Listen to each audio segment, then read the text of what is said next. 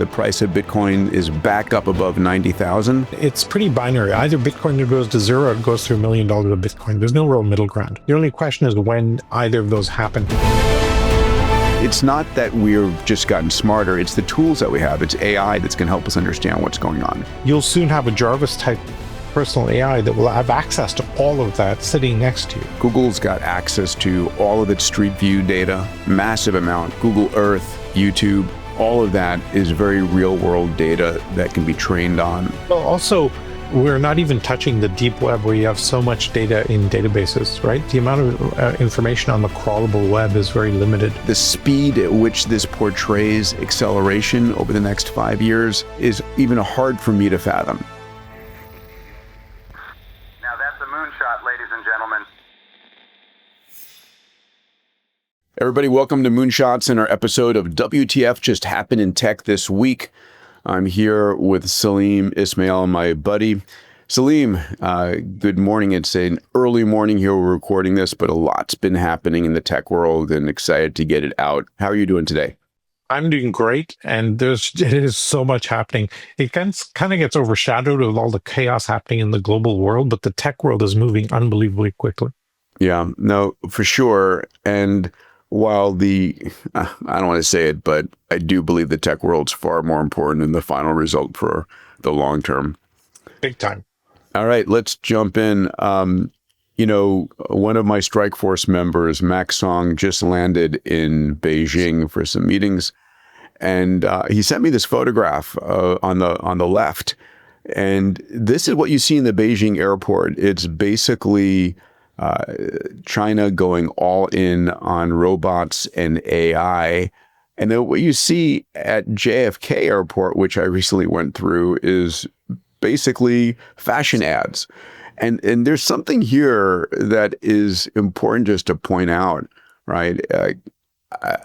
This is, part of China's growing culture is super tech forward, much more. What do you think about this? I think that's exactly right. And, they're facing a massive population crisis. So they actually need the robots to automate the workforce. Otherwise, there won't be anybody left to do the work over the next decade or two. So they don't have much choice.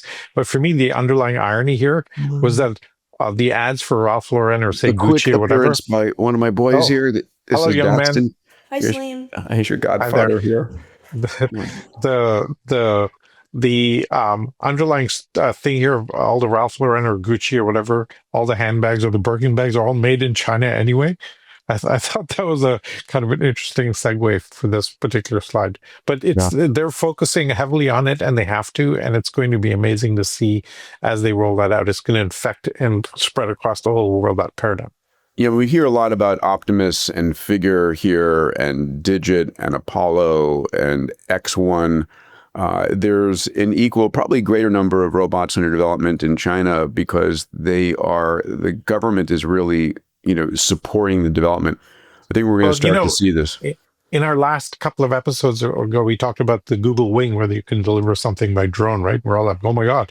And I got a ping from one of my people over there going, we've been doing this for years. What are you guys talking about? So it's like, dang. So, yes, the future is here, just not evenly distributed.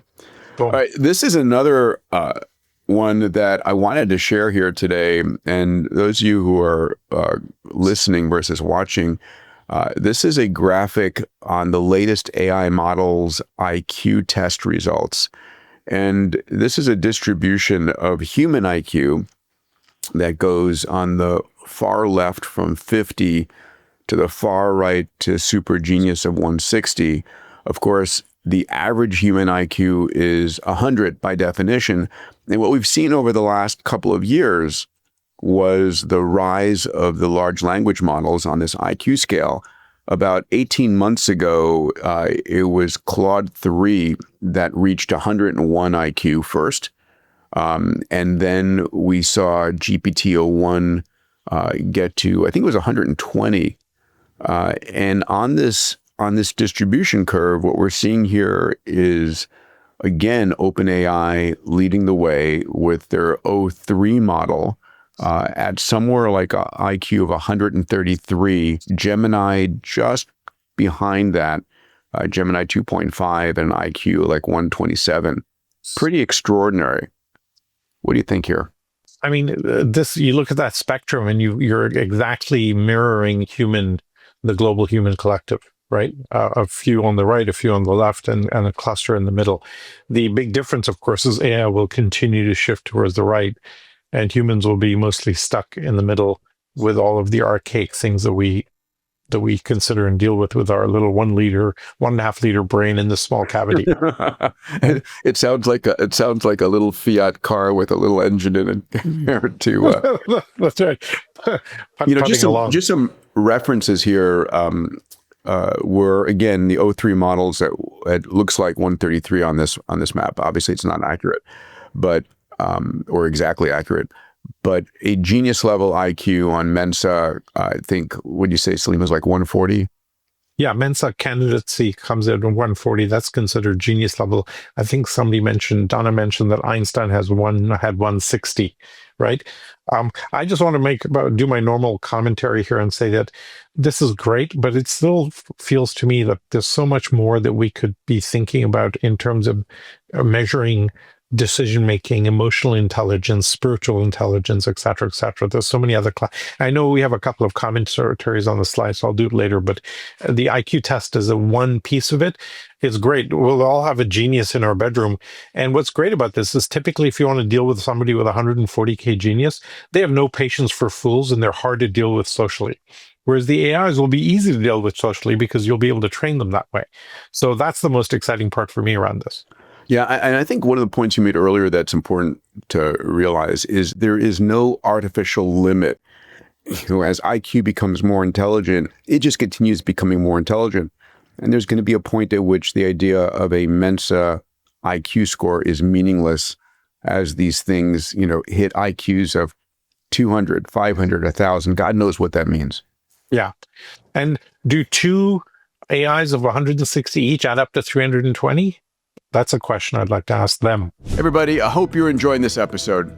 Earlier this year, I was joined on stage at the 2025 Abundance Summit by a rockstar group of entrepreneurs, CEOs, investors, focused on the vision and future for AGI, humanoid robotics, longevity, blockchain, basically the next trillion-dollar opportunities. If you weren't at the Abundance Summit, it's not too late. You can watch the entire Abundance Summit online by going to exponentialmastery.com. That's exponentialmastery.com. All right, let's go on to our next slide here. The question is, and I'm often asked this, who is leading the AI race, right? And there are two answers worth pointing out. The first is today on almost every metric, Google's Gemini 2.5 is dominating. And here's a slide I just put together with AI analysis intelligence index. We see, again, these models are all so close, but Gemini 2.5 is out in the lead. The output tokens per million, the price of input and output, and then of course the most interesting metric, at least from a conversational standpoint, is called humanity's last exam on reasoning and knowledge. I find this fascinating. What do you think about that? I mean, look, at some level, human beings should be very bad at this, because if you look at the aggregate knowledge of human beings, scientific inquiry over the centuries, there's a staggering amount of data that we have in the world. I remember coming up with seeing a random list of 12 doctoral theses, right, that were defended at my alma mater, Waterloo. And I couldn't figure out for half of them what even the subject area was. They were so detailed and specific, right? And so the fact that an AI has instant access to all of that is incredible, and we will be able to answer any question. And I think I'll go back to the point that you'll soon have a Jarvis-type personal AI that will have access to all of that sitting next to you. And can so answer therefore any question. And when you look at what humanity's last exam, it's a list of almost random test questions across quantum physics and archaeology and biology, and it's the sort of the sort of exam that you have nightmares about later on. That's right. I might actually be able to pass on my thermodynamics exams from Oh my God. Do you still have dreams about going back and like I missed that class and the finals are coming up? There was, I'll give you a quick anecdote here. There was one exam we had. Yeah. It was a 3-hour exam, okay? And the exam question was, a satellite at altitude A is orbiting the Earth. There's a river underneath that's flowing north to south. Figure out the because of the rotation, one bank of the water on one bank of the river is slightly higher than the other. Work out which bank and by how much. And I had to, like, there was like 2 lines in this exam, and I had to turn it over going, sorry, I think I've missed a page. Where's the rest of this exam question? And that was it. Radically, you had to then assume a satellite orbiting thing A and work out a triangular You're still thing. having nightmares about that. It was just a horrible exam. It must be, and this is the kind of hell. It must be Manny's last exam. I don't ever want to encounter, and this is why you need the AI sitting next to you going, yeah, you work that out for me and come back to me with the answer, right? So today, just to summarize here, today Google Gemini 2.5 is dominating, at least in performance metrics. But here's another metric, which is revenues. The business side, yeah. In this category, OpenAI is trouncing the competition.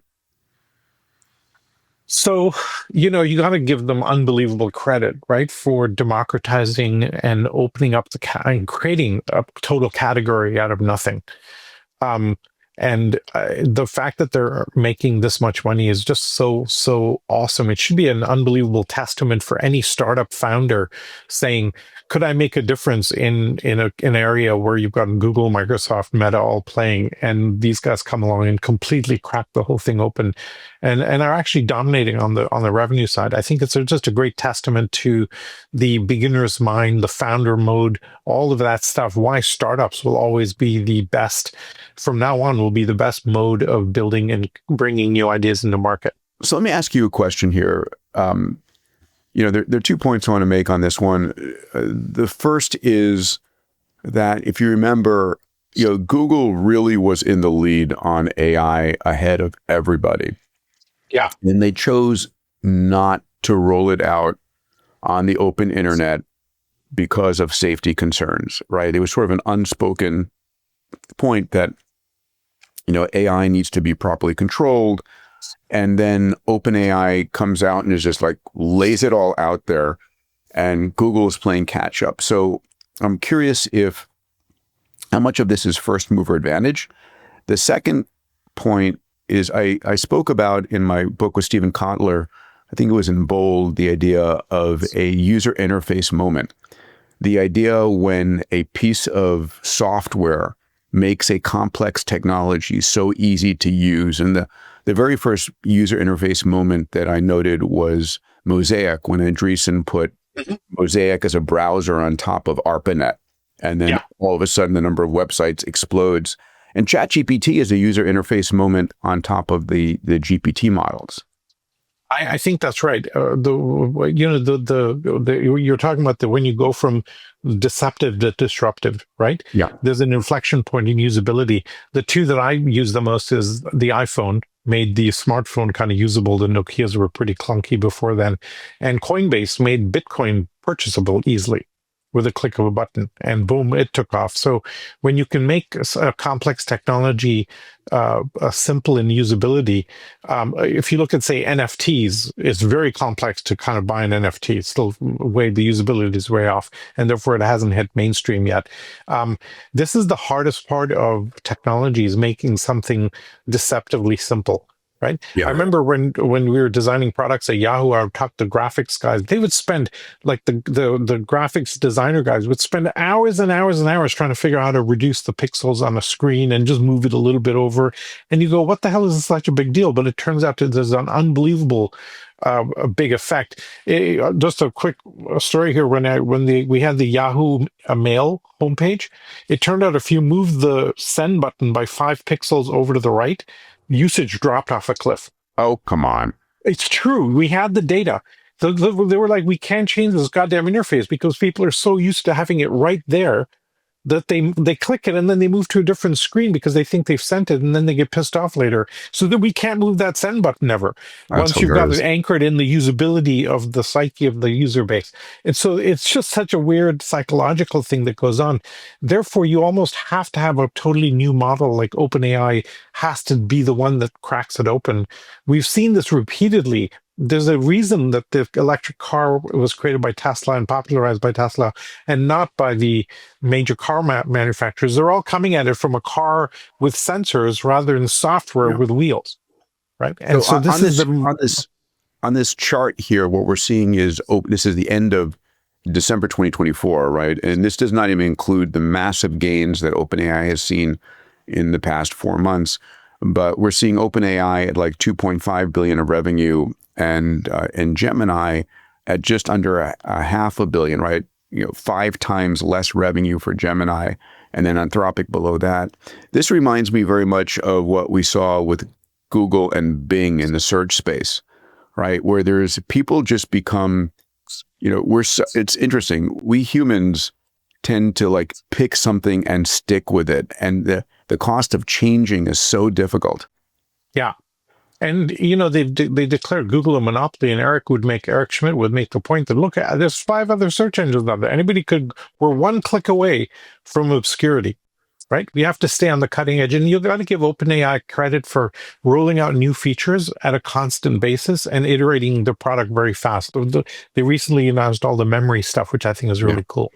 Yeah, that is interesting, right? So there's basically infinite memory where OpenAI's systems will remember all of your conversations. And one of the fun things to do is to go on OpenAI and on ChatGPT, the O3 model, whatever model, and say, tell me about me, right? And no, but seriously, it's, I did that on Grok as well. And Grok was, I don't know about you. I'm saying, yes, you do. And it says, well, you have to give me permission to look at your X posts. Which was interesting. I would have imagined that Grok would not have had that requirement, but it did. All right, let's move on here. One of the big areas that Google / Alphabet is leading with DeepMind is the whole area of the impact of AI on medicine and biology. And there was recently a 60 Minutes episode where Demis Hassabis, actually Sir Demis Hassabis, since he's been knighted, or Dr. Hassabis, as the case may be, was interviewed, and the conversation was around the impact of AI on disease, ending disease, and leading to radical abundance. So I love the fact that the term abundance is now becoming sort of the topic du jour. I don't know. Did you see the CBS interview? I did, and I think it goes right on line with the conversations we've had, right? When you have all the data coming off our bodies, like we used to measure the human being with 4 metrics: heart rate, blood pressure, glucose levels, maybe, and now we have like 40 different streams of data via all the wearables and your coherence state and your VO2 max and Lord knows what. And once you pour that into an AI and it starts correlating that with different medical conditions, it's going to do 100 times better job in real time than any doctor could ever do. So now you've got a real-time AI doctor living with you, inside you. This is like game-changing for catching stuff early, which is 99% of the deal for some of these endemic diseases, and then finding amazing treatments for breakthrough things along with CRISPR. This is why I think, the conversation that we had last week with Ben Lamb blew my mind. I'm still reeling with that conversation because they're building all the fundamental tool sets to go and edit DNA and edit genomes and edit cells and all the biological hacking and make a complete suite of tools, right? Where the human body with 50 trillion cells that's governed each cell by the DNA is essentially a software engineering problem. Yeah. And that is just a huge paradigm shift. By the way, if you're listening, you haven't heard the interview that Salim and I did with Ben Lamb, the CEO of Colossal, please listen to it. It's extraordinary. Yeah. We talked about the dire wolves being brought back, but that's a minority of the story. We're going to talk about, synthetic biology, the impact on the ecology, what it's going to take to bring back dozens of different species. And can you bring back dinosaurs? And what would you do to bring back dinosaurs? Anyway, a lot of fun conversation. So check it out. Two things, just spoilers for that one. Turns out you cannot ever bring back dinosaurs, which I found totally fascinating. But And Ben you can will explain simulate a more. dinosaur. You could simulate a dinosaur, You can basically take chicken or reptilian current, and then you can add the genes for the traits that the dinosaurs had. So it's not bringing it back from the original DNA, but I do love the idea of engineering it's being new species. It would be sort of like nouveau dinosaur. Look, we talked about the fact that we have an old word for this. We call it breeding, right? We've for thousands of years been crossing dogs and cats and horses to select for the traits that we're on. We've just gone from the digital photography to film photography to digital photography equivalent, and now we can do it all in software and not have to create mutants, strains that we have to deal with afterwards, et cetera, et cetera. There's one thing that I just want to reflect on, what I thought was super impressive, was the fact that they have, for every project that they consider, a team of ethicists. Colossal Bioscience has a team of ethicists for every project, looking at the ethical and moral considerations of this, which I thought was really profound and really a really great point to the fact that they have an MTP and that ethics are built into the model there. And this is something I think we could bring into the AI world a lot more. Let me show a clip of Demis, an amazing man. I'll actually see him this coming week. I'm at the Time 100 Awards. We're announcing the winner of the $100 million Musk Carbon X Prize, right? And that will happen. And Demis is one of the covers of Time magazine this month, so he'll be there. Looking forward to seeing him. But check out this interview of Demis and his commentary about basically eliminating all disease in the next decade. 10 years and billions of dollars to design just one drug. We could maybe reduce that down from years to maybe months or maybe even weeks, which sounds incredible today, but that's also what people used to think about protein structures. It would revolutionize human health. And I think one day maybe we can cure all disease with the help of AI. The end of disease? I think that's within reach. Maybe within the next decade or so. I don't see why not. It was about 13 years ago. I had my two kids, my two boys. And I remember at that moment in time, I made a decision to double down on my health. Without question, I wanted to see their kids, their grandkids, and really, during this extraordinary time where the space frontier and AI and crypto is all exploding, it was like the most exciting time ever to be alive. And I made a decision to double down on my health. And I've done that in three key areas. The first is going every year for a Fountain upload. Fountain is one of the most advanced diagnostics and therapeutics companies. I go there, upload myself, digitize myself, about 200 gigabytes of data that the AI system is able to look at to catch disease at inception. Look for any cardiovascular, any cancer, any neurodegenerative disease, any metabolic disease. These things are all going on all the time, and you can prevent them if you can find them at inception. So super important. So Fountain is one of my keys. I make that available to the CEOs of all my companies, my family members, because health is the new wealth.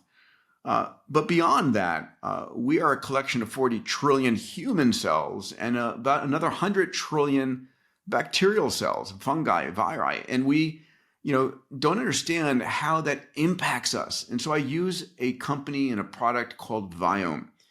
And Viome has a technology called metatranscriptomics. It was actually developed in New Mexico, the same place where the nuclear bomb was developed, as a biodefense weapon. And their technology is able to help you understand what's going on in your body, to understand which bacteria are producing which proteins. And as a consequence of that, what foods are your superfoods that are best for you to eat?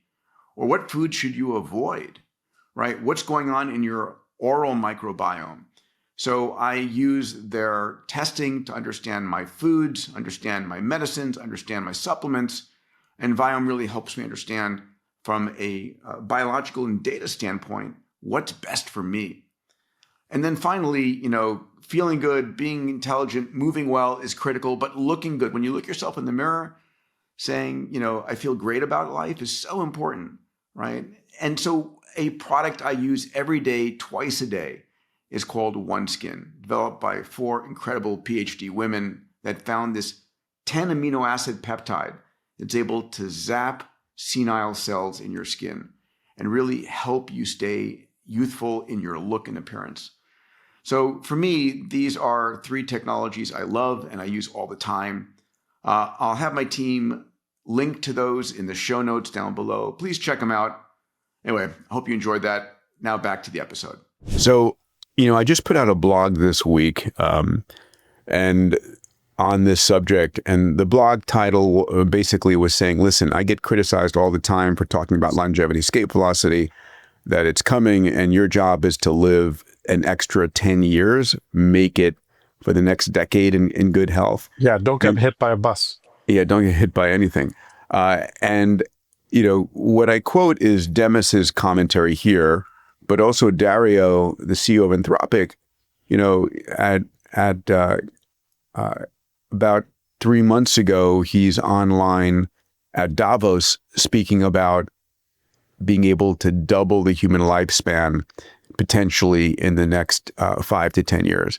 And so, it's not that we've just gotten smarter. It's the tools that we have. It's AI that's going to help us understand what's going on. There's a big moral freakout that happens here, right? Because every single human being in the history of the planet has died. Every living being, we're birthed for death, in a sense, so that the species can evolve. And we're kind of coming close to breaking through that cycle, and people go, well, that's a da-da-da-da-da. I think the same parallel applies to the Ben Lamb bioscience de-extinction conversation, where we're building the tool sets to have the choice, right? And maybe the most important conversation, because I struggled with this when we were doing Singularity, and people are going, oh, we could have life extension. And I was like, wait, there's huge moral implications of that. And I think you framed it saying, wouldn't you like to have the longest health span possible? Then everything clicks in. Then it makes sense. Now you have the tool sets available for that kind of extension, and now everybody wants to have a much longer, healthier life. Yeah. All right, let's move on here. Here's an article that appeared this week. The title is Anthropic's Claude AI reveals its own moral compass in 700,000 conversations. So what the team did here is basically look at 300,000 anonymized conversations to understand what were the values that Claude, in this case, probably Claude 3.7, were exhibiting. And I'm really happy to see what the values were. And I'll just read this for those who are listening. It says, 5 broad value categories emerged, being practical, in other words, helpful, epistemic, meaning accuracy, social, being empathic, protective, safety, and personal authenticity. So I think this was a clickbait title, but I think the notion is that, our AIs are able to maintain a moral code. What do you think about this, Salim?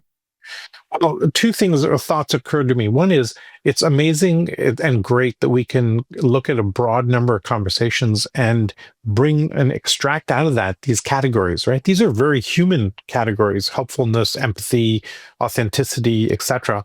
And it gives you a foundation for how AIs could operate, because they could look at these categories and go, okay, we want to do, I'm a hospital AI, I want to be really helpful. Right? If you're reporting the news, you want authenticity or accuracy or whatever. And so you can really play on these and build emphasis on these into the AI models. And I think that's the really awesome part about this. Yeah. I think the big conversation that we need to have, and is happening in every one of these companies, is the alignment conversation. And it's, these AIs are still black boxes. Unfortunately, I had the chief science officer of Anthropic on stage at my Abundance Summit this past March, and we're talking about just trying to understand, and this is part of his effort to understand what's going on inside the black box, which is Claude 3.7. How is it actually operating? What is it actually exhibiting? And how do you make sure it's safe? Yeah. Can I do a little segue here? Yeah, Right? of course. So if we think about, say, the U.S. Constitution, right, which is arguably one of the greatest documents ever written, right? You take that and the UN human rights documents and you merge them and you say to AIs, listen, train yourselves on this and build and then categorize yourself on this and operate through this foundation. You should have and you should be able to solve the alignment problem with that. Now, rogue actors are always going to go create rogue AIs. That's just a part of it. But it will be able to spot these things very quickly when they're doing this. Well, I that's think in the U.S., right? So the question is, what are the documents that China or Russia or other parts of the world will train their AI systems on? I mean, we're going to find out. We'll find out pretty quickly. Here's news out of Silicon Valley. Pretty extraordinary being in the venture business. I'm like, holy shit, this is crazy. So the article is Mira Murati, the past CTO of OpenAI. Her Thinking Machine Labs, her new company, raises $2 billion at a $10 billion seed round valuation. This is the largest seed round in history. And what was interesting is that this is double what Mira was seeking less than 2 months ago, meaning there's so much capital being thrown at this, right? One of the references that we had at the Abundance Summit was there's $1 billion per day being invested in the AI space today. Insane. So, I was talking to an angel investor about this, right? And he was going, this is kind of totally madness. I mean, so I've got two thoughts on this. One is, it's you're supposed to keep startups very lean and make them kind of beg for money and always hunt. $2 billion may be kind of, what are they going to spend that on except for data resources, et cetera, et cetera? That's a question I've got. What's the use of fund that justifies this? And on the other side is this angel investor is complaining. I was like, well, if you could be her, you'd be her. If you can raise $2 billion, you'd go do it. And you clearly can in this market. So a fair bit of froth here, but God, all power to her. And hopefully they deliver that. Yeah, I'm excited. But it's not hard. See. It's not hard to imagine, looking at the rise of OpenAI and what else, that you could build unbelievable value very quickly. The precedent has been set. Can the team execute would be the question. Yeah, the valuation for OpenAI, we talked about in the last episode of WTF in Tech, was $300 billion. So, I guess the question is, can you ride it from a $10 billion valuation up to $300 billion valuation? But pretty frothy if you ask me. Yeah. And there's a tremendous pressure on Mira to build value at that point. I mean, one of the biggest mistakes I've ever made as an entrepreneur is raising my valuation too fast. Yes. But if she's got, $2 billion in the bank account, she probably doesn't need to do another raise for a while. But can she get to revenue? If you look at venture history, right? The companies that raise money at the height of a boom market, when it was easier to raise money, never did very, very well afterwards, because they'd raised too much money, they got bloated, and then when the fundraising market collapsed, they collapsed, right? The companies that built during lean times on fundraising all did incredibly well on average, much better than the other ones, because they had to struggle, they had to fight it out, they had to be much more selective as to what projects they took on or not, and they did much better. So that would be the danger here. You have to have incredible discipline to raise a lot of money and then not get bloated. Yeah, I know with Dave Blunden, my partner in Link Exponential Ventures, when we're looking at a deal, especially in the AI space, we're getting in at the pre-seed, the founding day, early seed, but I'm looking for a company that's got revenues, even at the very beginning. This idea that I'm going to invest billions of dollars and then get the revenues is awfully dangerous. Especially in today's world, yeah. So here's another conversation, and Demis alluded to this, but let me just read it. Google paper, Shifting AI Training to Real-World Experiences. AI is outgrowing human-made data. Next steps, agents will learn through experience and self-generated data, and experience-based learning lets agents reason, plan, and act with long-term autonomy. So, Google and XAI are in very unique positions, right? Google's got access to all of its Street View data, massive amount, right? Google Earth, YouTube, all of that is very real world data that can be trained on. 5 gajillion Gmail accounts. I mean, my God, And of course, X is training on, or XAI is training on X's data and Tesla's data and soon humanoid robot data. And so, I don't think there's going to be any kind of data limitations, especially as we start going into the real world. Well, also, we're not even touching the deep web where you have so much data in databases, right? The amount of information on the crawlable web is very limited compared to the deep web. And so it's like 1,000th the number. And so there's huge amounts of data sets waiting to be tapped. There's a phrase that companies used to use called data is the new oil, and people have not figured out how to refine that crude oil into something useful. And they're just starting to get to that point now. Some companies in our ecosystem are working on that today. I think this is going to be a big deal. But this occurs to me like the shift from machine learning to deep learning, where machine learning, you extracted conclusions based on the analyzing the big data set. And then deep learning, you kind of went through experientially and you built up knowledge as you went along, like playing chess, and learned that way at light speed. And this feels to me that same type of approach where these agents will start to learn as they do things. They'll have a feedback loop built in, and they'll accelerate their learning very quickly. And they'll do it in the real world in a dimension that makes it very human and very useful. All right. Yes. Next topic here is something that I'm excited to chat with you about. So there's a paper making the rounds on the internet. About a year ago, it was a paper called Situational Awareness by Leopold, which I commend to everybody. It's a fantastic paper. This paper is called AI 2027, a look into our possible futures. And there's a group of writers, about 5 of them, one from OpenAI, policy experts, forecasting experts, that basically said, okay, what is the scenario for, recursive, self-improving AI over the next 5 years, and where is it going? And did you get a chance to see that? Did you get this paper as many times as I got it? I saw it referenced a bunch of times. I've been traveling the last couple of days, so I haven't had time to read it in detail.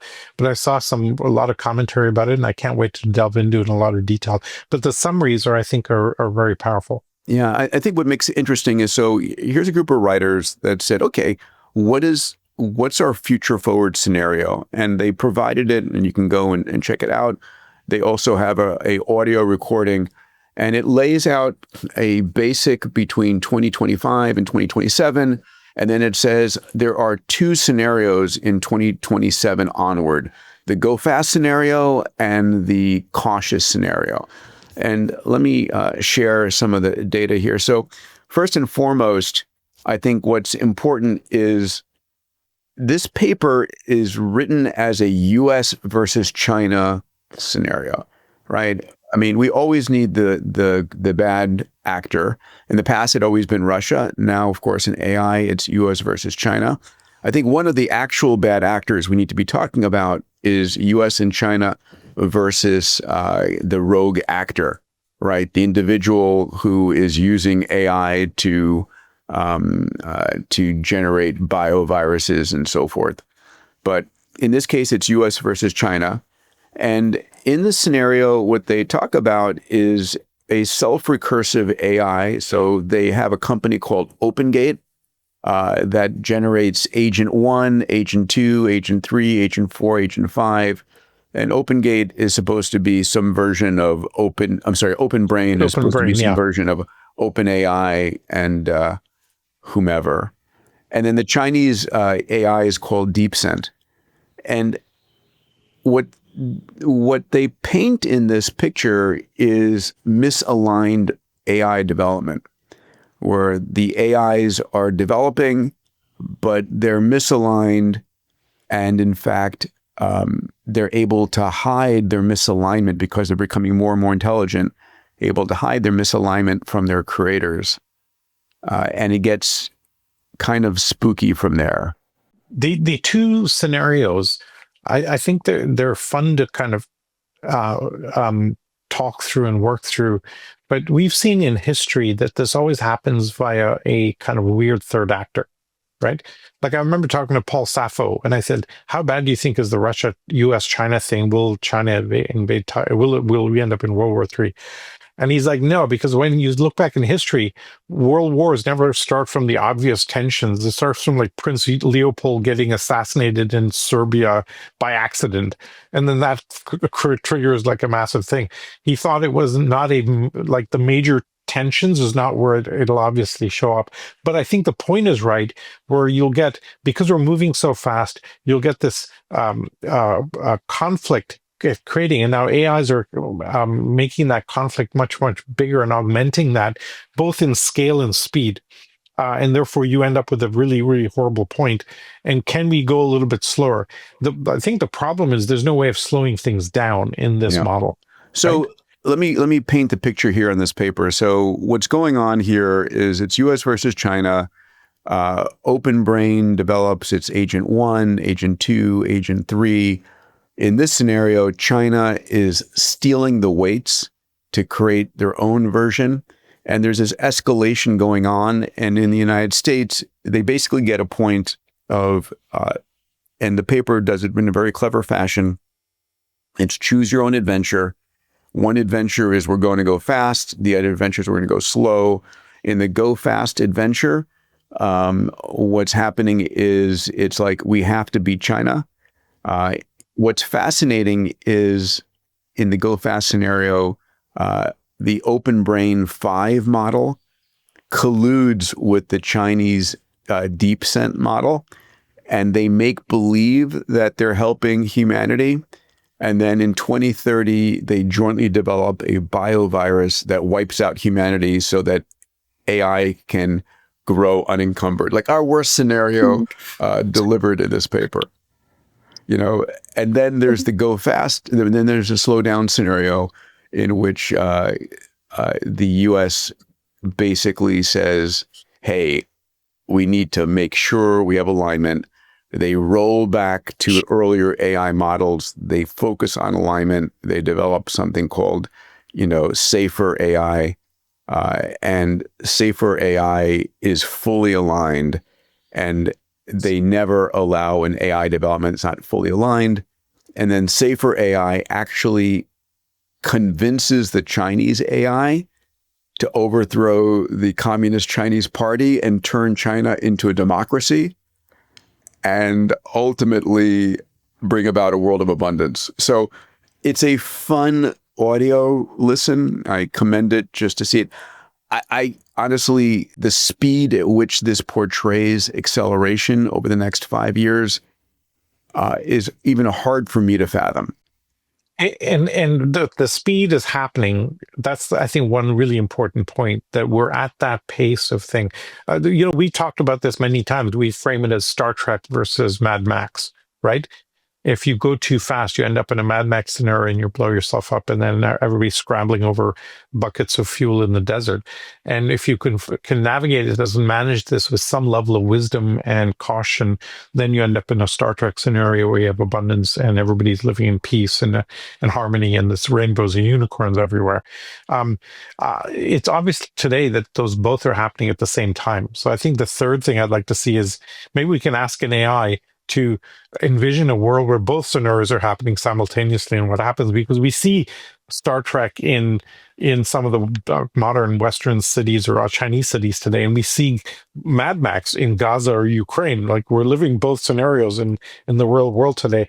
And what would it look like if both happened at the same time? All right, so let's go to our last subject here, which is Bitcoin. I note that as we're recording this morning, the price of Bitcoin is back up above 90,000. God bless. You know, I've tweeted in the last few days, I'm all in, period.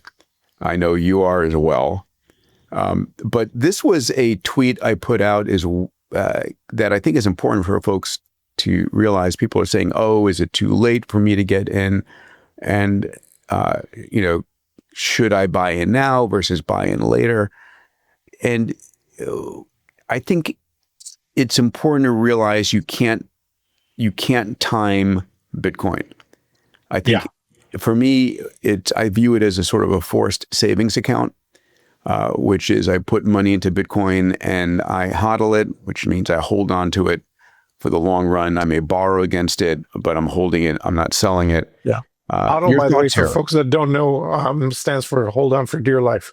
I think that's exactly right. Look, if you either the key here is to bind to the long-term thesis, and it's pretty binary. Either Bitcoin goes to zero or it goes through $1 million of Bitcoin. There's no real middle ground, right? The only question is when either of those happen. And if you're at 50, 60, 80, 100K, and you have any sense that this thesis might go to 1 million, it's the most asymmetric bet you could ever have. Because if you lose 80K. If you win $1 million. I mean, hello, anybody would take that bet in 2 seconds. Michael Saylor has built an entire industry just on that commentary. His comment about you get Bitcoin at the price you deserve still rings in my head. Annoyingly, Rick, when I remember watching Bitcoin at 5 cents and 50 cents and didn't do anything at the time. I think this is it. And by the way, if you look at this Fibonacci sequences and the chart analysis, folks, they will basically tell you and show you that the bottoms are kind of hitting that Fibonacci sequence, that we're getting ready for a monster bull run in Bitcoin. So if those charts are right, boom, we're ready to go. I went into Grok and I asked a question that I kind of knew the answer to, but I said, if you look at how many days in 2024 we saw the most growth, it was on 2 specific days, right? November 12th, we saw an $8,000 bump. And on February 28th, we saw almost a 10% bump. We've seen basically a 10% bump in the last 2 days recently. And the notion is that if you were not holding Bitcoin during those periods of growth, you missed it. Yeah. Until the next bump. So, buddy, we'll wrap there, but tell me what's going on in the EXO world. You've got some events coming up. We have actually in a couple of days, and we'll put the link in the show notes, a huge workshop happening. We're limiting it to a few dozen people. It's like $100 a ticket. And we're going to do a big workshop on how do you turn yourself into an EXO and set yourself up for scale. Because we've got so much evidence now that the EXO model is the only way to build an organization. And we're going to be going through and showing people exactly step by step how to do it and going for it. So we're limiting it so that we can give proper attention to all the folks there. So it's $100. It's in a couple of days. We'll put the link in the show notes. And other than that, we're kind of have some really big news that we'll share over the next few months about working with countries and governments and so on. That's totally surreal. But we'll talk about that some other time. All right, buddy. Well, listen, have an amazing, amazing week. I'm off to New York for the Time 100 and then off to Boston for meetings with the Link XPV team, and then giving a keynote on longevity. You know, I think you and I are both on an insane travel run. It's a crazy travel run. Where are you going to?